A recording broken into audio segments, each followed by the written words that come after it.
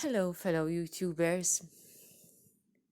Today, this is a short video where I wanted to highlight the fact that what we should be doing right now is to preach the word. And precisely that is the reason why we are in 2 Timothy chapter 4. And let's go straight to verse 2. Preach the word, be instant, in season, out of season, reprove, rebuke, exhort, with all longsuffering and doctrine. For the time will come when they will not endure sound doctrine, but after their own lusts shall they heap to themselves teachers, having itching ears. And they shall turn away their ears from the truth, and shall be turned unto fables.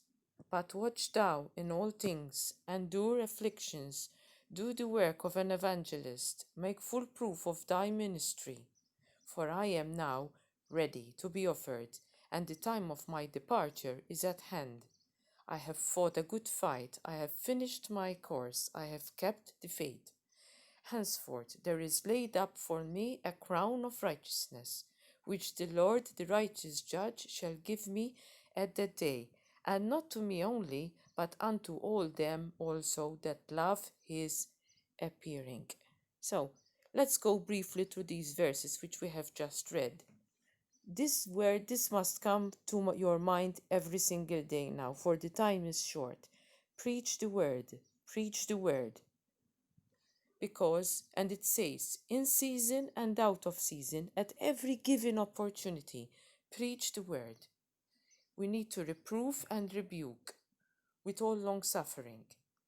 For the time will come, and it has come, because he's speaking of our time now, in the end days, when they, the people around us, will not endure sound doctrine, when evil it has become good and good has become evil, and they are following their own lusts, and they will follow those who will tell them nice things, the prosperity gospel, because they have itching ears, right? They will not endure sound doctrine. They will not endure the message of the gospel. They will not carry their cross. They will not follow Jesus Christ. And they shall turn away their ears from the truth, and shall be turned unto fables. They will follow deceptions. They will follow deceptive lies. They don't want to hear the truth. The truth causes severe cognitive dissonance in their minds. And what happens when you preach the truth, when you bring the gospel forth to them? Well, you must, but watch thou in all things, endure afflictions, do the work of an evangelist. You have to be evangelizing. You need to preach the word. Whilst it's still day, because night is coming fast. I already told you that. Make full proof of thy ministry. You don't have to have a fancy ministry. Every one of us have their own ministry, whether it's family, friends, co-workers. If you're a real Christian, you want to share the gospel. You feel that you cannot keep it to yourself. That's what it means to be born again. You want to go and shout the gospel from the rooftops. You want to share the gospel at every single opportunity. For I am now ready to be offered, and the time of my departure is at hand. This is probably the time when Apostle Paul was under arrest, and that he was waiting to be executed in Rome. And he says, I have fought a good fight, I have finished my course, I have kept the faith. Where elsewhere, Apostle Paul tells us that our journey here on this planet, our mission here, it's like a race. You know, in order to qualify for a prize, you have to finish the race. If you stop, you won't qualify. Rather, you would be disqualified. The opposite will happen. So you must endure to the end. And in Matthew chapter 24, the Lord tells us, those who endure till the end, the same shall be saved.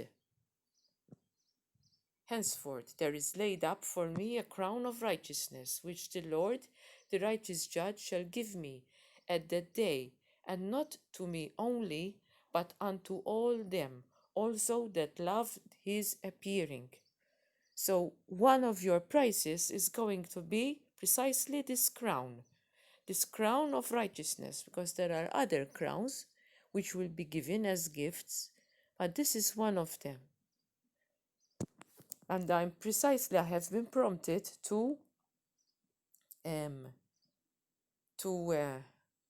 read these verses, and I'm also going to Matthew 24, because yesterday I was in a group chat in WhatsApp, and somebody accused me that I was imposing upon others. And in retrospect, I was talking to them, I was telling the group about the fact that we weren't going to be refunded for a particular race, and we weren't going to get any refund, absolutely. And I was telling them this is unacceptable. I mean, even flights have been refunded, let alone a race locally. It should be refunded. It wasn't cheap, this race, after all. And somebody accused me that in saying these things that we should be refunded, that I was imposing upon them all. And then I realized, when I thought about it, that this person was telling me these words because previously we had a group chat a couple of weeks ago about this mandatory vaccine, that it was going to be forced. And I told them that this was going to be the mark of the beast, this mandatory vaccine with all its components in it. And I also posted some verses from Revelation about the mark of the beast in the group chat. And that person didn't tell me anything then, 2 or 3 weeks ago. But now, because I was speaking about the fact that we should be refunded for this particular race, he came up in the chat and he said that I was imposing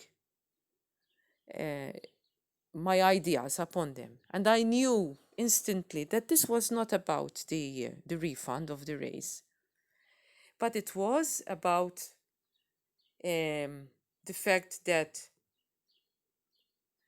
men in the last days will not endure sound doctrine, but rather they will be lovers of deceit and deception, and the truth causes cognitive dissonance. They don't want to hear the truth. And in Matthew, here, it says here, then shall they deliver you up to be afflicted, and shall kill you, and ye shall be hated of all nations for my name's sake. The last Christians will be hated by everybody. And in fact, as we said, the two witnesses, when they are killed by the beast that arises from the bottomless pit, all the world will cheer and celebrate at their death. But their cheers and celebrations won't last long, because they will be resurrected after a while. And here it goes on to say in verse 10, and then shall many be offended, and shall betray one another, and shall hate one another. So expect people around you to be offended at the truth and at preaching the gospel. And they will tell you that you are speaking hate speech, simply because you are quoting from the gospel, and simply because you are bringing the good news to them. So expect it to happen, and they shall betray one another and hate one another. Yes, and they will show you with their words that they are hating you, but don't take it against them. Take no offense to them. Remember, you are the messenger. Remember that they are hating the message that you are bringing forth and that it's nothing personal against you. Forgive them, for they know not what they are doing or saying. Just pray for them, that the light of the Lord be shed upon them, and that their spiritual eyes be opened, and that their ears be opened to hear your message and the message of other Christians. And there in verse 13, but he that shall endure unto the end, the same shall be saved. It is imperative that you finish the race. Otherwise, you will not qualify for any prizes. Those who do not finish the race will be disqualified. I hope this blesses you all. Have a nice weekend.